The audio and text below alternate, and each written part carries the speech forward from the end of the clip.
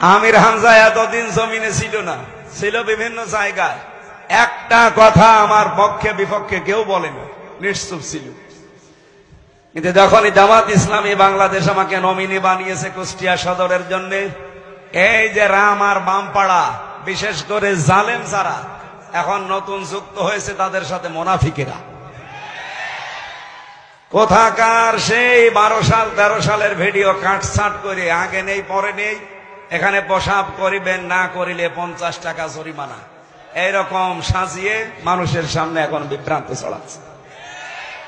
আমি 1.5 ঘন্টা 2 ঘন্টা কথা বলি, পুরাটা শোনেন তো একটা ভুল বের করতে পারেন কিনা? হ্যাঁ, স্লিপ অফ টাং কিছু হতে পারে, এটা আমার ইচ্ছাকৃত না, অনিচ্ছাকৃত ভুল মার্জনীয়।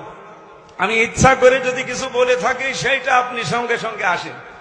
যতগুলো তথ্য এ পর্যন্ত বলেছি ইচ্ছা করে একটাও ভুল বের করতে পারিনি, শুধু কাটছাট করা ছাড়া।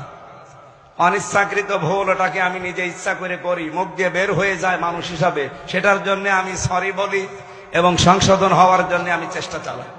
এরপরেও যারা পেছনে লেগে থাকে, আমি নাই ক্ষমা চাই, আল্লাহ আমারে আশা করি ক্ষমা করে দেবে। আপনি গীবত করে কি করলেন বলেন? আপনি গীবত করে কি করলেন? আপনার নিজের নেকিগুলো তো নষ্ট হয়ে গেল, কিছু আমল আখলাক যা ছিল সব আমার আমল নামায় চলে আসে।